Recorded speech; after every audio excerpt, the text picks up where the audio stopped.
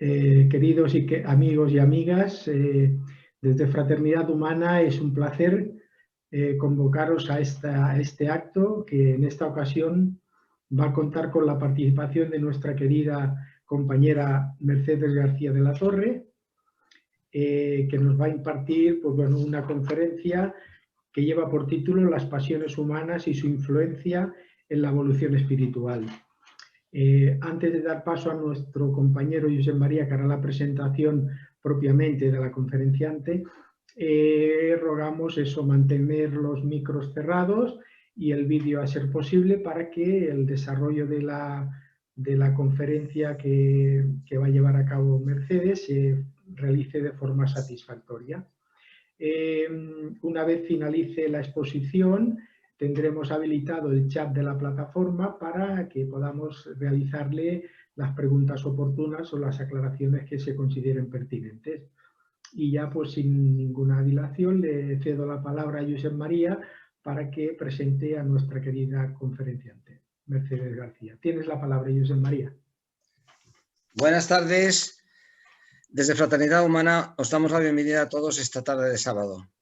Hoy nos acompaña nuestra querida amiga y compañera, además, Mercedes García de la Torre, que como sabéis es licenciada en Filosofía y Letras, sección Historia por la Universidad de Córdoba, es presidenta de la Asociación Espírita Andaluza Amalia Domingo Soler, secretaria del Centro Espírita Amor y Progreso de Montilla, y además participa en la redacción del Boletín Andalucía Espiritista, además de participante en multitud de congresos, conferencias y trabajos que, en fin, supongo que la conocéis todos sobradamente y yo creo que vale con esto, con lo cual solamente decir, Mercedes, cuando quieras, tienes la palabra. Bueno, Josep María, muchísimas gracias por la presentación, cariñosa, afectuosa.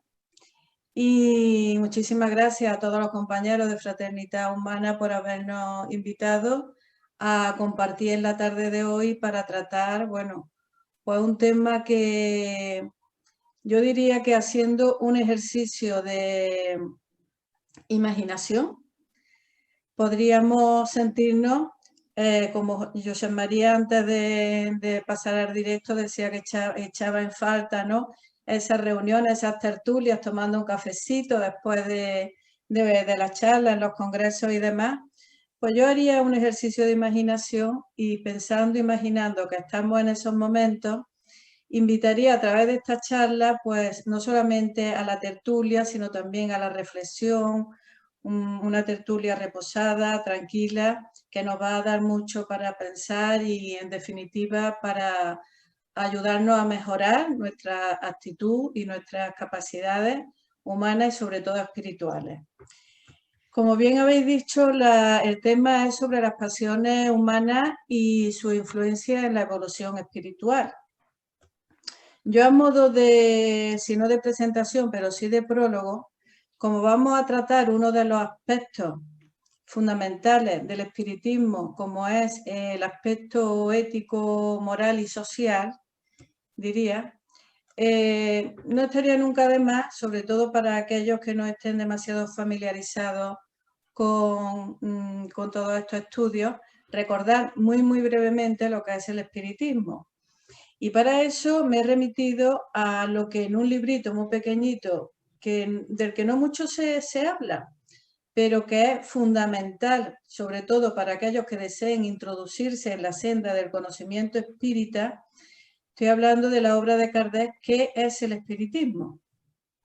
Y Kardec lo define muy bien y lo deja bastante claro, porque dice que el espiritismo es la ciencia que trata de la naturaleza, el origen y el destino de los espíritus, así como sus relaciones con el mundo corporal.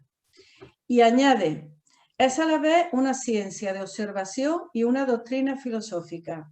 Como ciencia práctica consiste en las relaciones que se pueden establecer con los espíritus. Y como doctrina filosófica comprende todas las consecuencias morales que se desprenden de semejantes relaciones. Dicho esto, y bajo esta premisa, podríamos decir que uno de los propósitos del espiritismo sería, entre otros, que no es el caso ahora para abordarlo, pero uno de ellos sí sería explicar los problemas éticos, morales y sociales. Y dicho esto de problemas éticos, morales y sociales, tendríamos que tratar de qué estamos hablando, qué diferencia existiría entre ética y moral. Porque a veces podría estar un tanto confundida, ¿no? Se podría confundir a veces el concepto. Pero aquí lo vamos a aclarar. Porque el término ética proviene del vocablo griego ethos. Estamos hablando de griego clásico.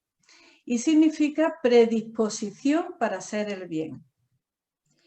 Por tanto, la ética es una ciencia filosófica que estudia la moral como forma de la conciencia social.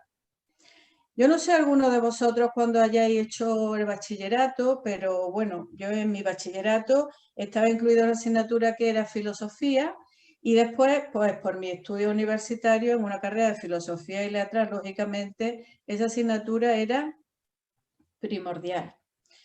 Y dentro de los estudios de la filosofía existe un apartado reglamentado académicamente hablando que se dedica exclusivamente a la ética. Y eso es muy importante tenerlo en cuenta, porque en ese sentido el espiritismo tiene bastante que aportar a esa ética.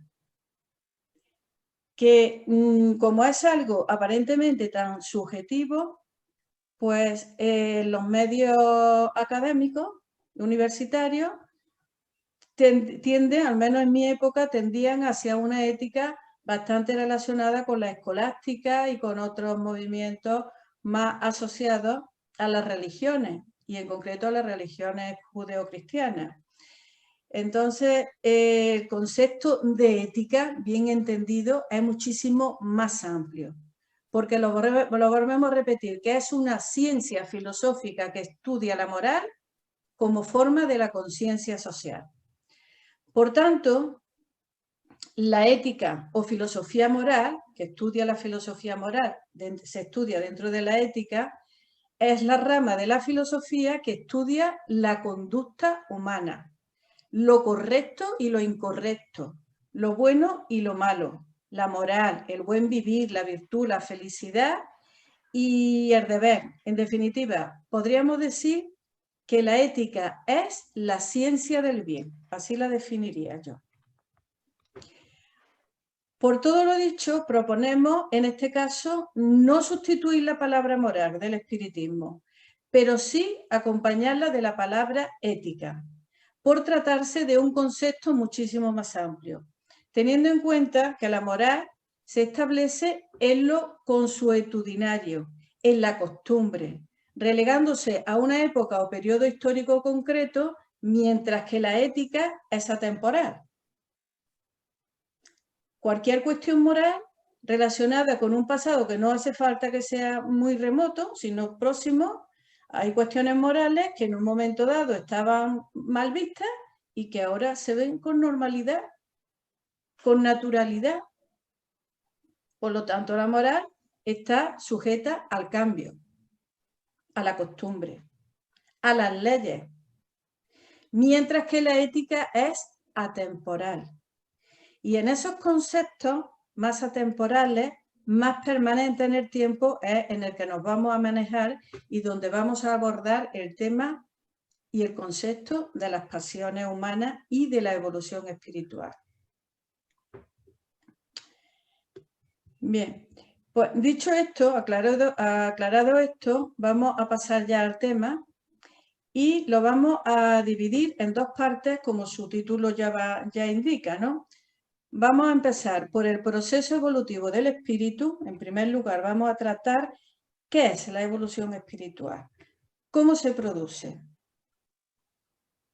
qué significa. Y otra parte, la segunda, que sería las pasiones humanas. En general, vamos a tratar las pasiones humanas y en qué medida influencian a ese proceso evolutivo del espíritu. Por supuesto, ya al finalizar vamos a una conclusión y trataremos también una serie de cosas y de parámetros. Pero bueno, nos ponemos en marcha y vamos con la primera parte, el proceso evolutivo del espíritu. Analizando ese proceso evolutivo como una ascensión, vamos a tratarlo como una ascensión hacia la meta, teniendo en cuenta que esa meta es la perfección. Y también teniendo en cuenta que ese proceso se efectúa en los dos planos de la vida, tanto en el físico como en el espiritual. A fin de cuentas, nuestro mundo es una escuela de aprendizaje para el espíritu y una escuela que como tal escuela tiene diferentes grados de evolución. Así como en los colegios no se pasa a un grado superior sin haber aprobado el anterior, asimismo, en la escuela de la vida, para poder vivir en mundos superiores que ofrezcan al espíritu nuevos campos del saber, es imprescindible superar todas las imperfecciones, así como adquirir nuevas experiencias. Para quienes pudieran pensar que solo en la vida material se progresa, debiéramos tener en cuenta que en el plano espiritual el espíritu también progresa. Y también progresa porque en el espacio es todo acción, existe una vida activa. Cuando marchamos al mundo espiritual no nos quedamos en stand-by, no. Continuamos progresando, continuamos desarrollándonos, continuamos con arreglo a las experiencias que hayamos tenido, teniendo también, tenemos otra serie de experiencias con las que continuaremos creciendo o estancándonos, dependiendo de la voluntad, que le trataremos también en este capítulo. Así que, por lo tanto, se evoluciona tanto en el plano espiritual como en el plano físico como en el espiritual. La necesidad de evolucionar, impuesta por las leyes espirituales, está demostrada psicológicamente en los estados de insatisfacción. Eso es común a todos, puesto que en cuanto un deseo es satisfecho, nace otro. Así como en toda realización existe un anhelo que una vez alcanzada la primera fase, surge otra más amplia que impele a continuar. Yo creo que nos podemos identificar todos en esa situación. Conseguimos un deseo que teníamos, ya estamos deseando otro. Anhelamos una cosa, una vez que se ha conseguido, empezamos a proyectar otra. Es propio del ser humano esa inquietud, esa actividad que precisamente es la que nos lleva y la que nos invita a evolucionar. Existen ciertos estados de insatisfacción, desasosiego, incluso anhelos, que son sensaciones producidas por el espíritu presionado por la fuerza de esa ley, de la ley de evolución, que es una ley universal. Nacer en los mundos físicos para adquirir experiencias que nos ayuden a desarrollar las facultades de la mente y del alma, así como volver a la vida del espacio, cuya duración puede variar según la necesidad del espíritu y también el deseo de progreso, para volver nuevamente a la vida material, para adquirir sabiduría y fortaleza y así evolucionar. Así es como se manifiesta esa ley inmutable de la reencarnación, porque es a través de la reencarnación como se producen todos esos pasos en la fase evolutiva del espíritu. Luego estamos incluyendo otro parámetro, la ley de reencarnación. En cada una de nuestras existencias damos un paso más.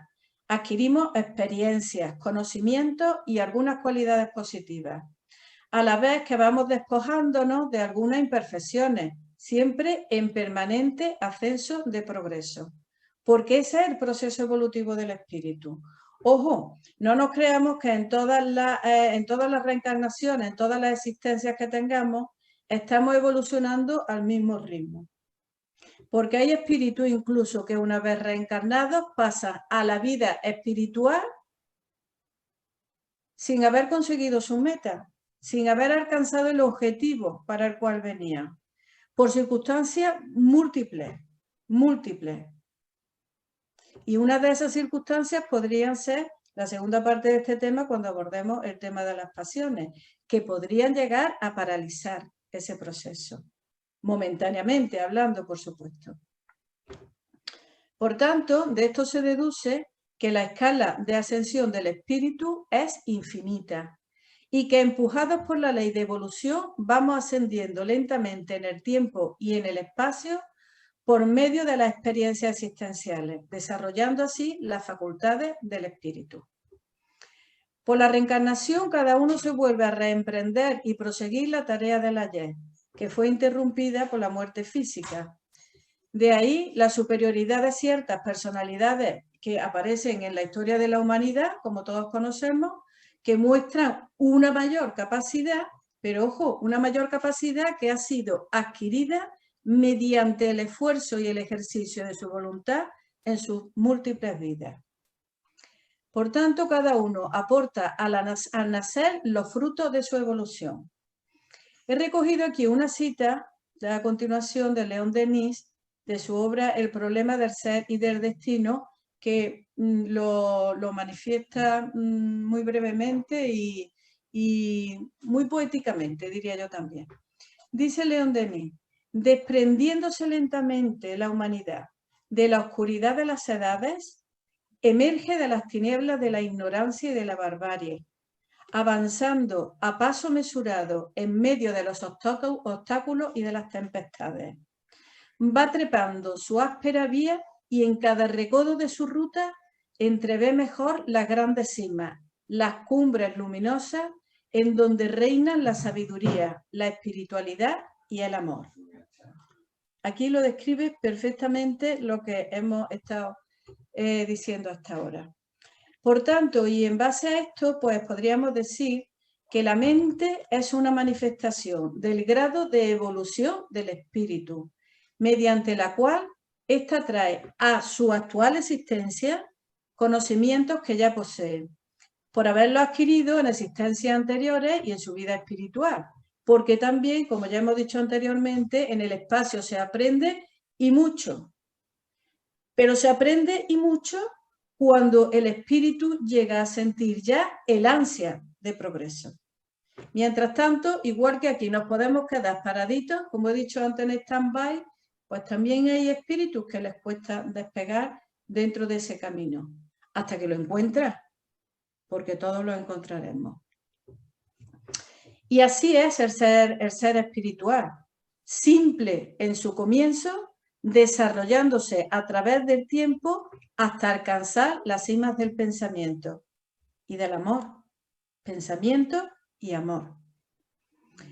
Adentrándonos en el tema y considerando la trascendencia que el efecto de las pasiones tienen sobre la personalidad y el progreso del ser espiritual, vamos a pasar al análisis sobre las pasiones humanas, más bien en el proceso psicológico, sin entrar en cada una de las diversas clases que nos apartarían bastante del verdadero objetivo de este estudio. Como característica, podríamos decir que toda pasión es extrema en su exteriorización.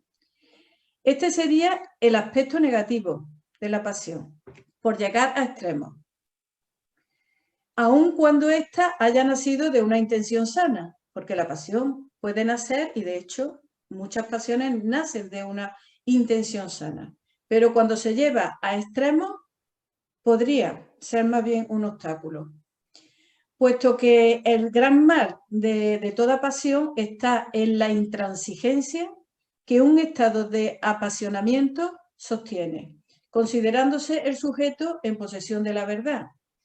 Esta convicción no le permitiría reconsideraciones acerca de su actitud. La facultad analítica de su mente no funciona porque su estado emotivo perturba la facultad de razonar y paraliza la facultad. Ojo, estamos hablando eso, del sujeto que está bajo el dominio de una pasión exacerbada hacia algo o hacia alguien, o hacia algún objetivo.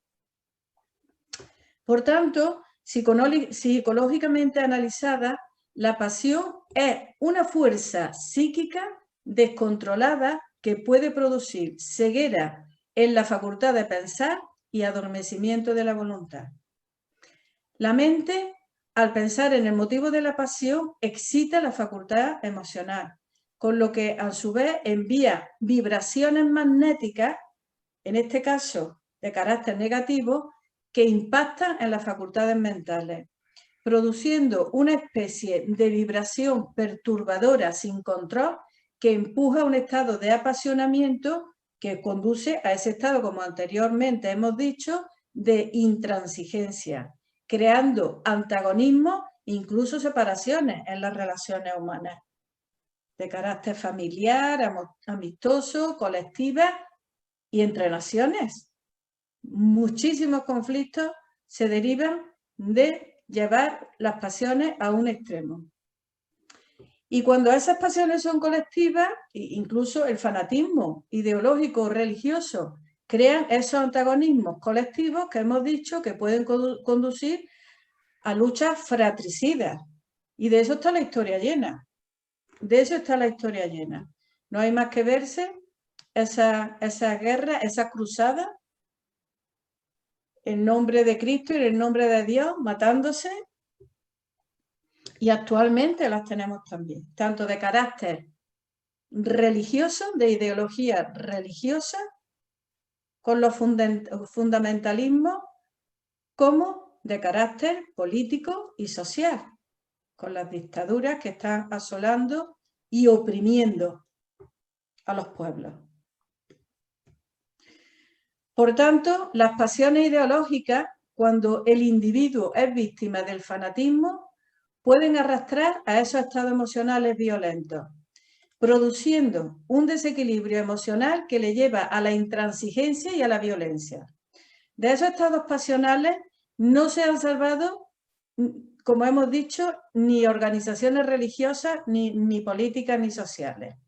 Por tanto, el gran mal de los estados pasionales está en el desequilibrio mental producido por esa excitación emocional, que genera un desequilibrio mental, psicológicamente hablando. Consecuencia de una falta de control por parte del afectado, falta de control sobre sus reacciones. ¿Debido a qué? Pues a una falta de vigilancia. Y esta falta de vigilancia sobre sus reacciones mantiene al afectado en un desconocimiento de su condición de apasionamiento. No es consciente, no se da cuenta. No percibe el comienzo de esa turbulencia vibratoria emocional. Y aquí es cuando entra en función la ley de atracción. Vamos a hablar de otro concepto, de una ley, la ley de atracción, que también es una ley moral, una ley cósmica, que hace que cada cosa atraiga a su semejante, convirtiendo la mente del apasionado en un centro receptor de ondas de pensamiento, pero ondas de pensamiento que son de la misma naturaleza pasional, con lo cual intensifican la pasión, porque lo que atrae es lo que está proyectando. Además de esto, el afectado atrae hacia sí, por afinidad, a seres del plano invisible con las mismas pasiones, que incidirán sobre su mente y le empujarán a la ejecución de actos que seguramente, al no ser consciente, ni siquiera desee. Pero que por la ley de atracción se están potenciando, se están alimentando los unos de los otros, desde el plano espiritual, así como desde el plano material. De igual manera, a través de la ley de atracción, que es la que explica esa situación en la que podemos caer. Pues bien, para no caer en el estado perturbador de cualquier pasión, es necesario, vamos a dar unas pautas, evitar caer en el fanatismo, porque el fanatismo, los extremos, nunca, siempre se dice que nunca son buenos. Por tanto, evitar caer en el fanatismo que lleva a la intransigencia. El respeto, respetar otras ideas y opiniones, vigilando constantemente los sentimientos y pensamientos, ya que estos motivan nuestros actos, a fin de evitar que se produzca esa explosión emocional perturbadora, como podríamos llamarla.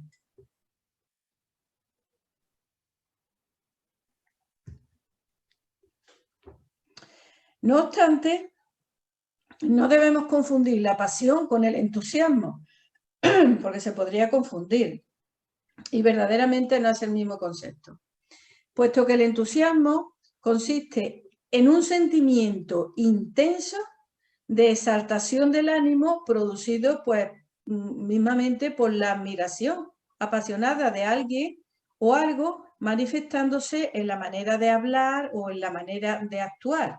Ese sería el entusiasmo, ya que cuando está bien orientado, supondría una fuerza psicodinámica positiva y realizadora, despertando un deseo imprescindible para poner la voluntad en acción. ¿Pero en qué modo podrían influir las pasiones en el proceso evolutivo? Pues podrían tanto obstruir el mismo, retardando el avance espiritual en tanto en cuanto no sean superados esos aspectos negativos, puesto que si dominados por una pasión, ejemplo, los celos amorosos, ideológicos, profesionales, si bajo el efecto de los celos cometiéramos la bajeza de una mala acción, colocaríamos un obstáculo en el camino de la evolución y ese obstáculo nos impediría avanzar hasta tanto no fuera superado. En ese sentido, es necesario aclarar que no es igual en todos los casos, puesto que la responsabilidad de toda acción está en relación directa al estado de conciencia de quien la ejecuta. Ya estamos incluyendo otro concepto, la responsabilidad. La persona cuya capacidad intelectual y de conciencia está en su inicio todavía en un estado muy primitivo, actuando por impulso, sería menos responsable ante la ley de consecuencias que aquel que es más inteligente y más consciente que actúa a sabiendas de las consecuencias de una mala acción. Es lógico. Solamente después de haber reparado los errores podría proseguir adelante en el proceso evolutivo. En cuanto al periodo de reparación, a veces el proceso podría significar un periodo largo, en algunos casos. Y podría hablar de hasta siglos de experiencias vivenciales, hasta superar esos estados pasionales, perturbadores y enfermizos. Pero torpes debiéramos ser si en el estado actual en que nos encontramos, tanto de conocimiento como de conciencia, hiciéramos retardar todo esto a través de los siglos. En la propia existencia actual, nunca debiéramos perder tiempo para subsanar esos errores. Por todo lo expuesto, puede apreciarse fácilmente la influencia negativa de las pasiones en el proceso evolutivo del espíritu, así como también en la armonía de las relaciones sociales, familiares, y no quiero dejarme algo atrás también, la influencia en la salud. Porque bajo esos estados pasionales, ya lo explicamos en una charla que dimos para el CIMA sobre salud integral, bajo la influencia de esos estados pasionales se puede deteriorar y de hecho se deteriora enormemente la salud.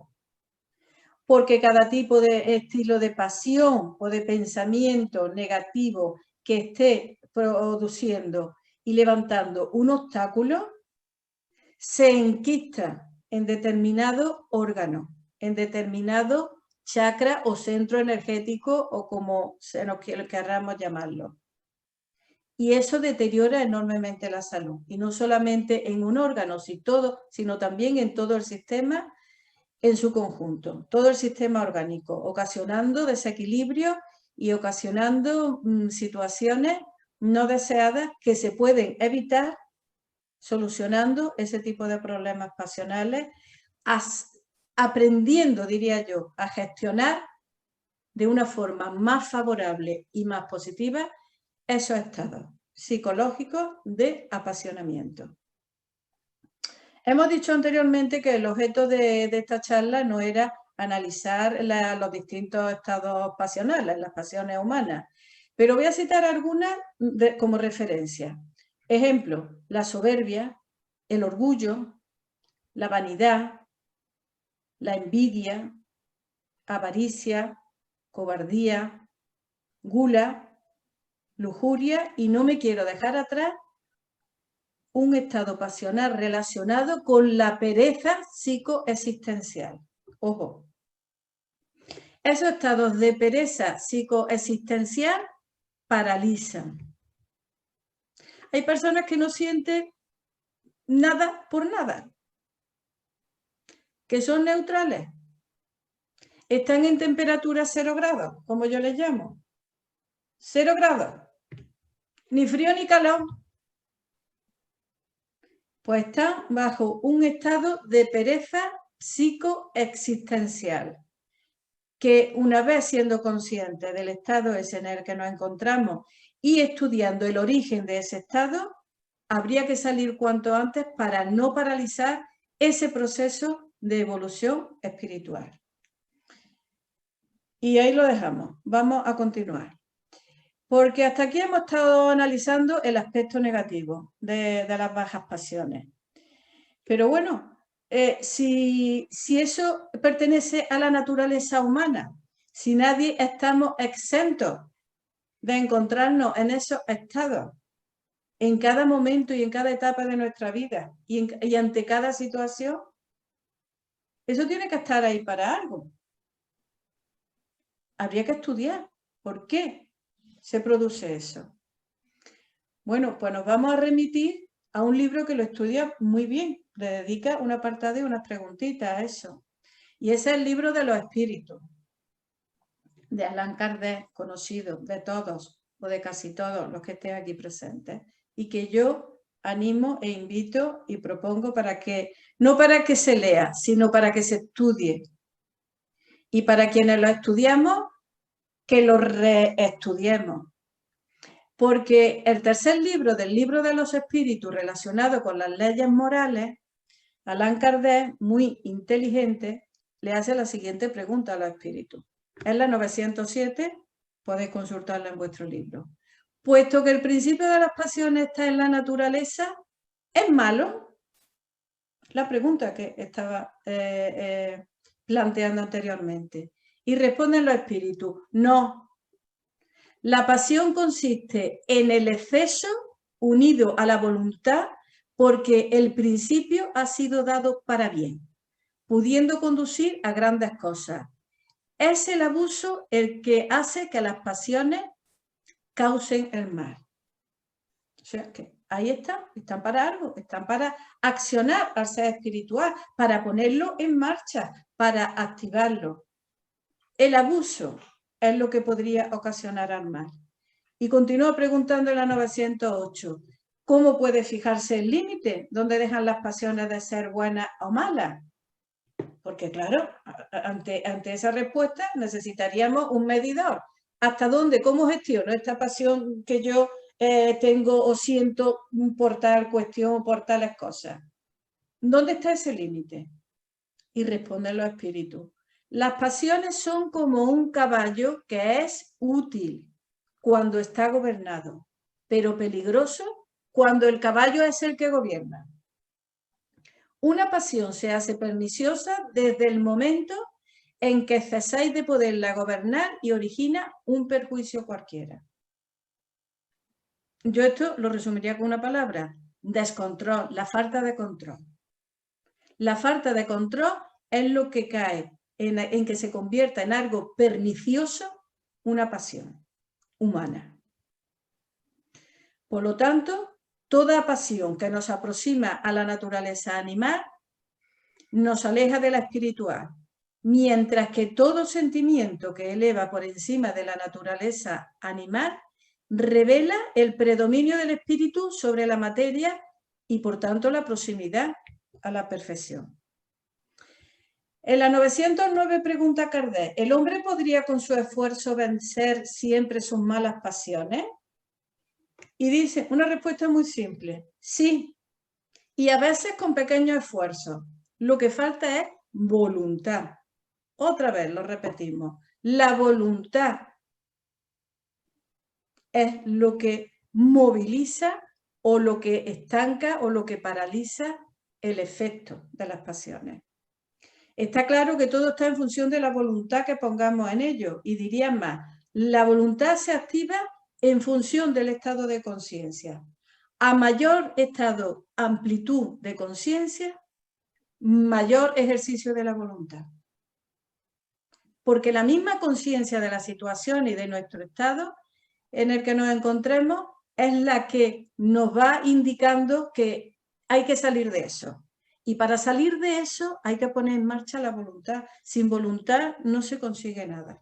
Importantísima la voluntad. En la 910 pregunta, ¿puede hallar el hombre en los espíritus una asistencia eficaz para vencer las pasiones? Y dice, si lo pide sinceramente a Dios y a su buen genio, los espíritus buenos vendrán sin duda a ayudarle, porque esta es su misión. Bueno, yo aquí me detendría y tendríamos para charla aparte. De hecho, ya la hemos dado en varias ocasiones, porque aquí ocupa un papel revelante nuestro guía espiritual, del que no siempre nos acordamos y no siempre tendremos en cuenta. El papel que desempeña el guía espiritual como protector, intuyendo y recordando el objeto de nuestra existencia, fortaleciéndonos y al mismo tiempo respetando, eso sí, nuestro libre albedrío. Por eso la voluntad es la que regula el beneficio o perjuicio de nuestras acciones, dependiendo de cómo las orientemos. Y hablamos de libre albedrío porque si el guía espiritual se saltase o dejase de respetar nuestro libre albedrío, primero, no sería tal guía espiritual con una ascendencia moral sobre nosotros. Eso es lo primero. Segundo, si lo hace nuestro trabajo, el trabajo, la cosecha de ese trabajo de siembra, la recogería el guía, no sería para nosotros. Por lo tanto, respetando siempre nuestro libre albedrío. Esas son las características fundamentales del guía espiritual, que si en algún momento viene al caso, lo ampliaríamos, porque es muy importante tener conciencia de la existencia del guía espiritual de todos y cada uno de nosotros. En la 911 dice, no hay pasiones tan vivas e irresistibles que la voluntad es impotente para vencerlas. Y dice, muchas personas dicen, lo quiero, pero la voluntad no les pasa de los labios. Lo quieren y están contentos de que no suceda. Cuando se cree no poder vencer sus pasiones es porque el espíritu, a causa aún de su inferioridad, se complace en ellas. Mientras que el que procura reprimirlas comprende su naturaleza espiritual y el vencerlas es para él un triunfo del espíritu sobre la materia. Por tanto, diría, la voluntad es para ejercitarla y en el ejercicio de estas experiencias perturbadoras es el campo de batalla para su fortalecimiento. Y vamos a finalizar esta consulta al libro de los espíritus, vosotros tranquilamente releerlo, reestudiarlo, porque por muchas veces y muchas horas que le dediquemos, nunca cae en saco roto. Siempre aprendemos de algo y diría más, lo que en ese momento estuviéramos necesitando casi que nos viene por añadidura. Pues para finalizar esa consulta, la pregunta 912. Pregunta Kardec, ¿cuál es el medio más eficaz para combatir el predominio de la naturaleza corporal? Y responde, hacer abnegación de sí mismo. No dicen más.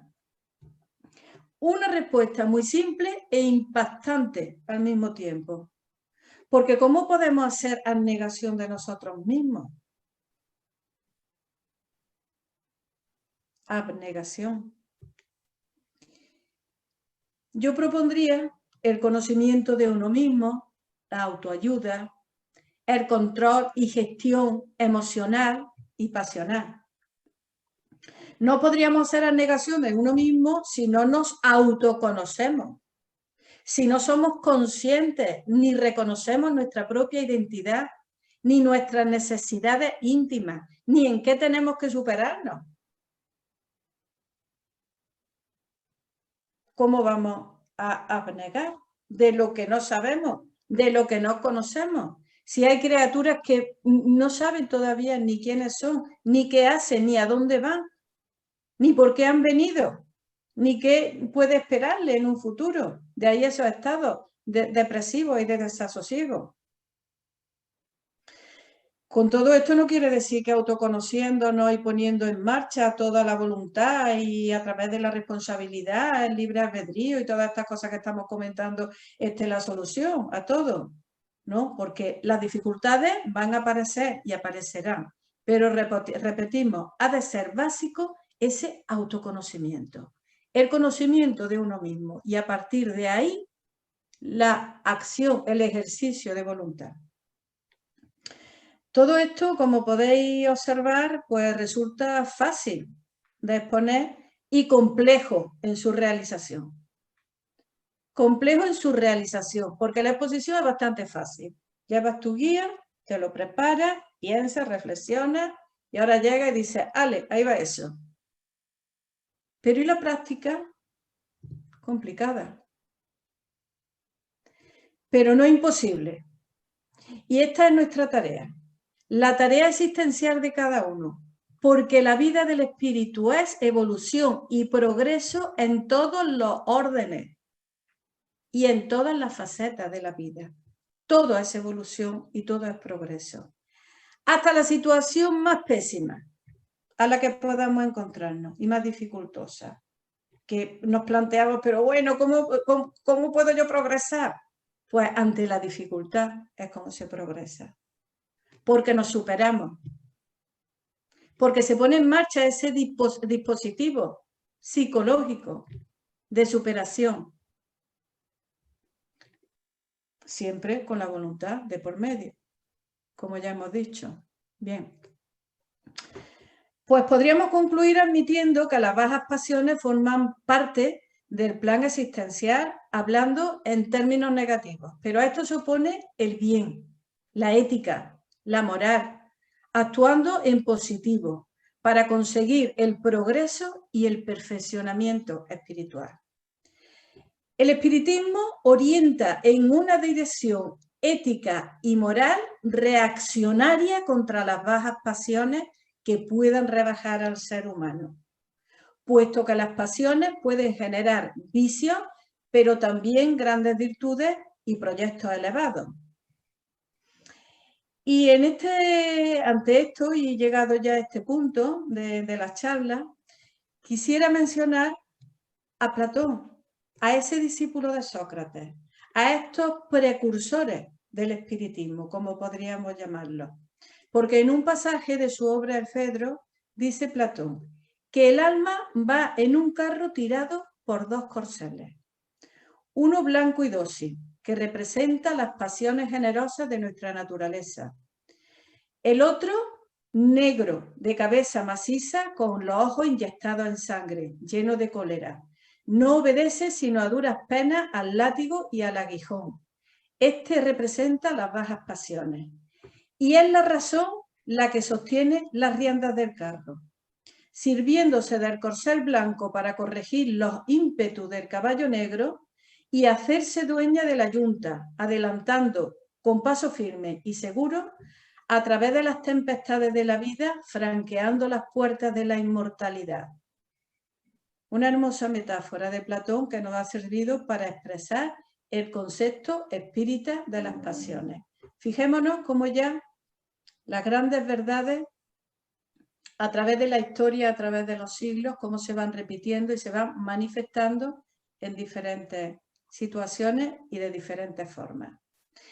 Y también he recogido una cita de una amplia bibliografía que he consultado a este respecto, de un libro, uno de los últimos que me llegó, de Yassir Regí, titulado Una nueva visión del hombre y del mundo. Porque dice Yassir Regí que afirmando que las pasiones no son ni buenas ni malas, son impulsos naturales que dan al espíritu la energía interna suficiente para mantener el flujo de vida activa y en constante agitación. Sin ella no sería posible el motor vivencial. Las fuerzas instintivas no son, como parece, señal de inferioridad, sino que pertenecen al acervo del alma y no desaparecen jamás. Hace también Yassir Regí una consulta al libro de los espíritus, que es la pregunta número 75, y dice en su obra Yassir Regí que según los espíritus superiores, El instinto nos guía siempre y algunas veces con más seguridad que la razón. El instinto no se equivoca nunca. Pues bien, continúa diciendo que confrontado por el llamamiento vivencial encarnado o desencarnado, el espíritu usa su recién adquirido libre albedrío para, con los recursos que posee en cada momento, dirigir sus impulsos y sus pasiones desarrollando una forma de vivir que le genere placer. Conforme vive, descubre que en el campo personal debe aprender a respetar el deseo del semejante. En el plano social, las presiones y la madurez lo van llevando lentamente a la sustitución de la fuerza por el derecho y la participación en lugar de la usurpación y el dominio expoliador. Fijémonos qué importante. Cómo a través de la evolución del espíritu se sustituye la fuerza por el derecho y la participación. Para finalizar el tema, y por aquello de que más vale un ejemplo que 1000 palabras, y siendo invitada por Fraternidad Humana, gesto ingrato sería por mi parte no mencionar a uno de sus fundadores, un ejemplo vivo de todo lo que aquí hemos venido relatando a lo largo de las charlas. Y ejemplo vivo, digo, por su elevada ética y moral. Así que vaya nuestro reconocimiento y homenaje a Miguel Vives y Vives. Para quien no lo conozca, es filántropo y medium. Perteneció a la segunda generación de divulgadores del espiritismo en España, junto con Amalio Domingo Soler, Vizconde Torres Solanó, Manuel Navarro Murillo, Joaquín Huelves Temprado y Manuel San Benito, entre otros. Miguel, como su hermano Augusto Vives, su hermano mayor, que le hizo de padre, ejemplificó la vivencia de la filosofía de la fraternidad universal. De convicciones republicanas, fue modelo de virtud y dedicación a la causa en la que creía, hasta el punto que recibió el sobrenombre, lo conocían por el apóstol del bien. Fue autor de una pequeña obra en páginas, pero enorme en contenidos éticos y morales. Esa obra es esta que aquí os muestro y que el amigo José María pues me la envió. Es la guía práctica del espiritista. Tengo aquí también otro, con otro título, pero que es la misma obra y le pusieron El tesoro de los espiritistas. Otro amigo también fue quien me la regaló.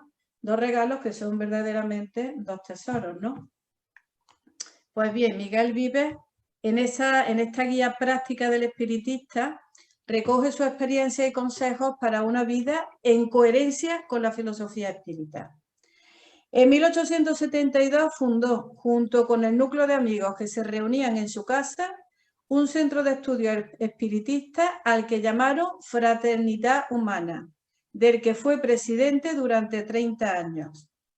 Amalio Domingo Soler participaba a menudo en esas reuniones que organizaba en Terrassa, así como Vives asistía también a las reuniones en el Centro La Buena Nueva de Gracia. En el centro de Terrassa fue donde desarrolló la mayor parte de su labor mediúnica. Y recordando aquellos años escribía, esto lo recoge también el libro de la guía espiritista, de la guía práctica del espiritista. Y dice Miguel Vives, no soy escritor, mas soy medium. Así nunca podré tener la pretensión de haber hecho nada de bueno solamente por mí.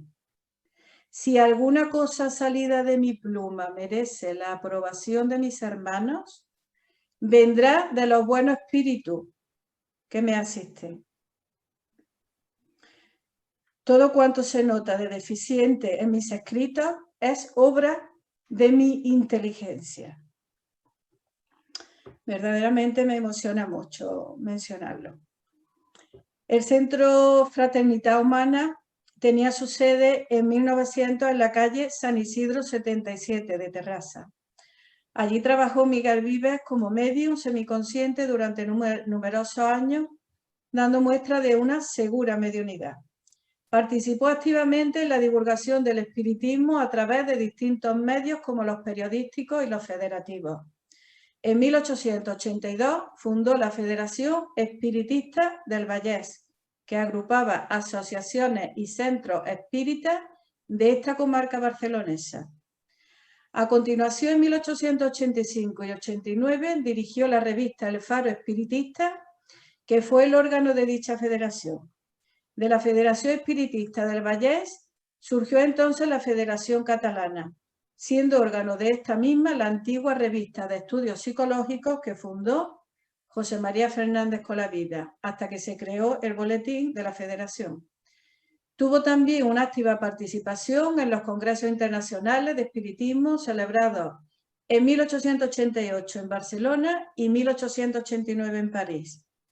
En Barcelona, en el de Barcelona fue el primero de los congresos internacionales espíritas, formó parte de la comisión organizadora y fue vicepresidente del mismo. Miguel Vives siempre demostró una especial sensibilidad hacia los presos. Pensaba que era necesario transformar las penitenciarías en institutos de moralización y considerar al culpable como a un enfermo al que se debe sanar y rehabilitar. ¡Qué mente tan preclara! Aún las leyes humanas todavía no han llegado a eso, por mucho que vayan evolucionando, todavía queda bastante. Miguel Vives escribió esta obra de la Guía Práctica del Espiritista, que fue publicada por Esteva y Marata sobre el 1903, y decirles del libro que es un libro eminentemente práctico, como su título indica, en el que el autor divide el comportamiento ético en relación a diversos temas, como Dios, la humanidad, los compañeros en el centro espiritista, la familia, ante uno mismo y un amplio etcétera. En cada uno de estos ámbitos, Vives ofrece consejos llenos de sabiduría y bondad para afrontar y salir airoso de las diversas vicisitudes que atraviesa el espíritu en su paso por la tierra. La validez y el mérito de estos consejos estriban en que están sacados de su propia experiencia y él comprobó en sí mismo esos resultados positivos. En realidad, y como reconoce el propio autor, el comportamiento ético se encuentra recogido en las obras editadas por Kardec.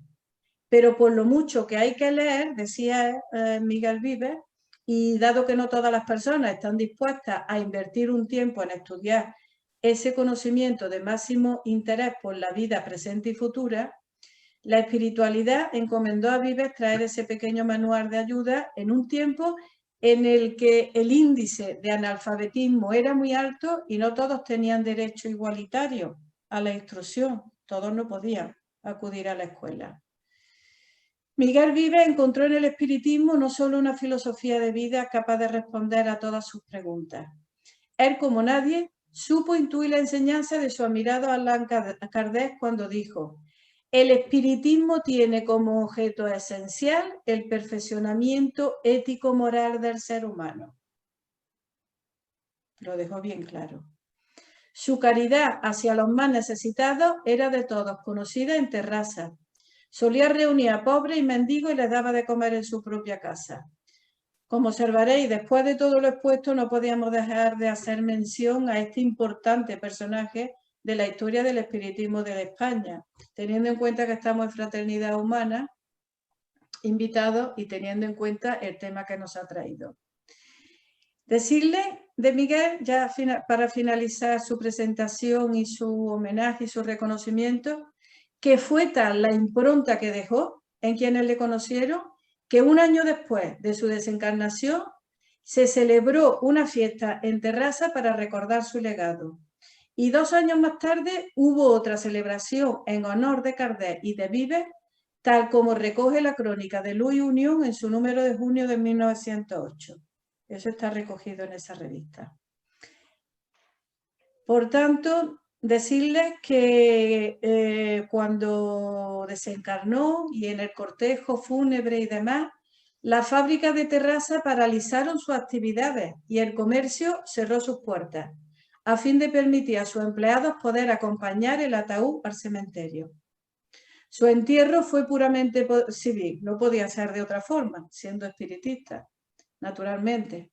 Fue uno de los actos más grandiosos que ha presenciado la ciudad de Terrassa, tanto por el considerable número de personas que formaron parte del cortejo fúnebre como por el respeto con que la población entera saludaba el paso del cadáver, ante el que desfilaron, según cuentan las crónicas, más de 10.000 personas. Dice el refrán que nadie es profeta en su tierra, ¿verdad? Pues sin embargo, desde 1995, en Terrassa se puede ver en esta calle la siguiente placa: Carrer de Miquel Vives. Miquel Vives y Vives, Barcelona, 1842, Terrassa, 1906. Filántropo y espiritista. Eso podéis leerlo quienes visitáis la ciudad de Terrassa. Añadir que con la Guerra Civil Española desapareció gran parte de la actividad creada por Miguel y sus contemporáneos. Sin embargo, un pequeño grupo de personas catalanas y andaluzas se reunían clandestinamente y durante todo el periodo de la dictadura continuaron en activo todas sus reuniones. Y fue ya en la época de la democracia, en el año 1980, cuando se registró en la Generalitat de Cataluña la Asociación Espírita Fraternitat Humana. Solo nos queda desear que, siguiendo su ejemplo, que su lección de vida nos sirva para ser al menos un poco como él fuera: compasivo, abnegado, caritativo, humilde, fraterno, honrado, bondadoso, bueno, un sinfín de calificativos que lo han caracterizado, yo diría, como un verdadero hombre de bien. Así lo definiría. Y como las verdades universales perduran en el tiempo, remitiéndome nuevamente a la historia, se nota que soy historiadora, ¿verdad? Pues quisiera compartir con vosotros una inscripción muy simple, muy sencilla. No quiero abusar ya más de vuestra paciencia. Pero la encontré y quería compartirla con vosotros en este momento.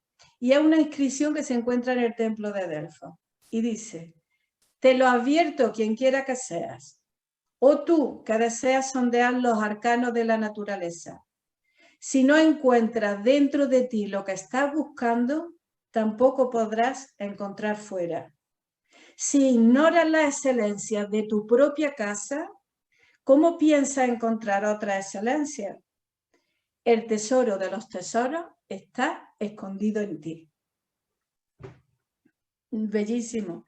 Y con una profundidad tremenda y tremendamente relacionado con este personaje que hemos mencionado de Miguel Vives, el nombre de su obra y todos los conceptos que aquí hemos manejado. Así que con este ejemplo hemos llegado al final, permitiéndome, segundo, exhortar a los espiritistas en particular y a quien me escuche que no sea espiritista en general, a ser más conscientes de las consecuencias de las bajas pasiones.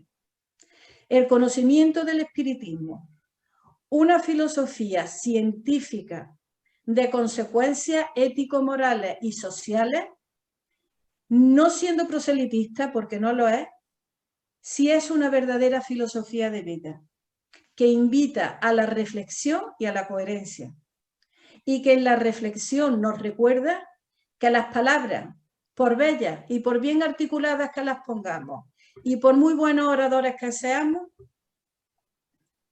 si no van acompañadas de sentimientos nobles y de buenas acciones, se convierten en banalidades, desvirtuando el propio carácter del espiritismo.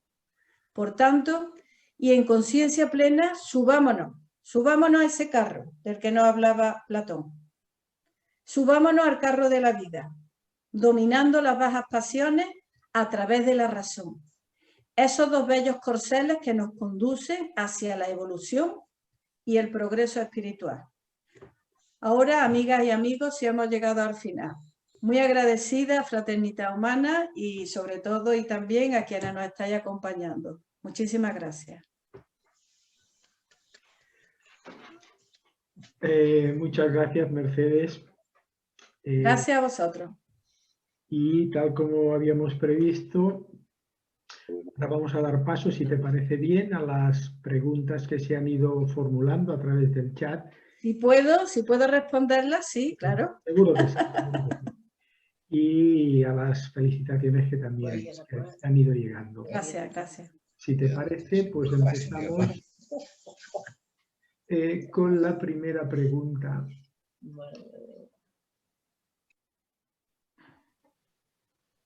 Iniciamos, Mercedes, la pregunta. Sí, sí, es que estoy mirando aquí porque quiero también subir más el volumen. Sí, dime, Manel, disculpa. La primera pregunta viene a decir, si decimos que las existencias sucesivas sirven para arreglar los errores del pasado, ¿cómo puede ser si no recordamos esos errores al reencarnar? Bien, a esto podría decir que los errores no los recordamos, pero ya hemos dicho también en la charla que es muy importante el autoconocimiento, que nos reconozcamos, que nos estudiemos a nosotros mismos. Y es en ese estudio de nosotros mismos y en ese reconocimiento de nuestras bajas pasiones, en este caso, que es lo que vamos a tratar de reparar, donde encontramos las fallas que hayamos podido tener en un pasado. Y no solamente en reencarnaciones anteriores, sino en la existencia presente, que a veces somos los humanos bastante olvidadizos y por supuesto que es muy importante tener en cuenta todas nuestras acciones. Y referente, como ya he dicho, a las reencarnaciones anteriores, eso pertenece a nuestro acervo espiritual y reconociéndonos y estudiando a nosotros mismos sabremos cuáles son nuestras flaquezas y en lo que tenemos que trabajar en cada momento. Muy bien. Gracias por la pregunta. Siguiente pregunta. Dice, a menudo los problemas psicológicos y o mentales se asume que son de origen espiritual. ¿Cómo distinguir el origen desde un planteamiento espírita? Bueno, los problemas psicológicos y mentales podrían ser desde un punto de vista espiritual. Podrían ser, por la ley de atracción, que también la hemos explicado en la charla, influencias espirituales. Pero también pueden ser situaciones relacionadas y como consecuencia de situaciones vivenciales que hemos tenido en nuestra vida presente que desencadenen ese estado de perturbación y de trastorno psicológico. Pero yo diría más, no solamente apuntar la cuestión espiritual, como he apuntado, y la cuestión psicológica, sino que habría que apuntar también una cuestión de carácter fisiológico. Y el carácter fisiológico es cuando se hace el estudio a través de la rama de la psiquiatría y se contempla que hay sustancias y que hay hormonas que se desequilibran, que caen y que provocan también esos estados y esos trastornos psíquicos. Y que una vez restaurada y compensado el equilibrio de esas sustancias, de esas proteínas y de todas esas neuronas, pues se soluciona la situación. Ahora bien, a quienes estudiamos la cuestión espiritual, a los que y somos espíritas además, teniendo en cuenta que es el espíritu el motor que mueve todo lo que es nuestro cuerpo mental, emocional y nuestro cuerpo físico, siendo comandado el espíritu, bueno sería buscar la causa en lo espiritual. Pero, siempre lo digo, nunca se olvide esto, abordarlo también desde todos los aspectos, emocionales, vivenciales, espirituales y orgánicos, fisiológicos. Y si hay que recurrir al especialista que lleve estos temas, como puede ser psicólogo y como pueda ser el psiquiatra, consultarlo. Esa es la mejor manera, la más sensata y la más razonable que yo considero, respetando cualquier otra opinión, por supuesto. Muy bien. Siguiente pregunta de José María. ¿Los seres superiores más avanzados también están sujetos a pasiones? Bueno, pues yo diría que si hemos abordado las pasiones en dos aspectos, en las bajas pasiones y en pasiones que nos enaltecen y que nos elevan, pues en seres espirituales más elevados a través de pasiones que enaltecen al espíritu, supongo que sí, que deben de estar a veces bajo el influjo de pasiones que los elevan. Sí, ¿por qué no? Muy bien. Después aquí hay una felicitación de Neus que dice: muchas gracias, Mercedes, por compartir tus reflexiones. Gracias a ti, Neus. Gracias, Fraternidad Humana, por esta posibilidad de acceder a distintos enfoques de este conocimiento que nos hermana. Un abrazo, Neus y Antonio. Gracias. Después, de Rocío Ferrón Torrejón: felicidades por la conferencia, Mercedes. Cada día aprendiendo de tus trabajos tan profundos y completos. Un abrazo para ti y para todos. Gracias, abrazo para ti, Rocío. De Ramón Souto: miles de gracias y felicitaciones por la excelente conferencia o charla. Gracias a que habéis Fraternidad Humana, por el ponente que habéis traído. Felicidades a ambos. Bueno, gracias, Ramón y Rosa. Y las preguntas que se han ido formulando y que creo que ya hemos finalizado aquí. Creo que no hay más preguntas.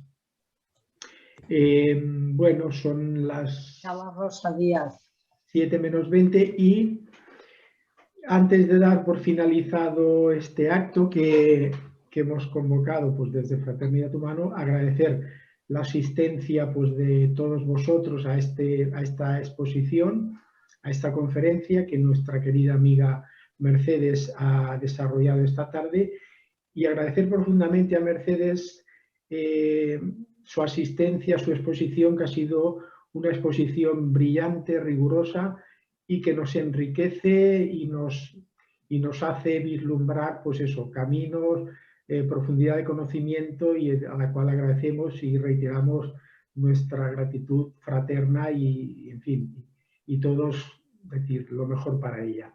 Y sin otra consideración, pues o si os parece, vamos a abrir los micrófonos y le vamos a brindar un caluroso aplauso porque merecido y hasta Muchísimas gracias a todos vosotros. Ha sido un placer para mí. Os agradezco que me hayáis invitado y me haya tenido que meter en faena para analizar este tema.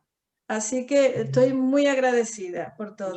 Muchas gracias. Y mucho cariño. Un abrazo fraterno para todos y un aplauso que creo que es más que merecido para ella. Para todos vosotros. Gracias a ti. Adiós, Mercedes. Aplauso y mucho cariño. Hasta siempre. Vamos adelante. Vamos, siempre adelante. Un abrazo para todos y hasta la próxima. Gracias. Gracias, gracias. Gracias. Cariño, cariño. Gracias. Gracias a ustedes. Gracias a todos. Gracias. Muchísimas gracias. Muchas gracias. Buenas tardes. Vale, adiós. Buenas tardes. Buenas tardes, Manolo. Adiós, Ramón. Hasta siempre.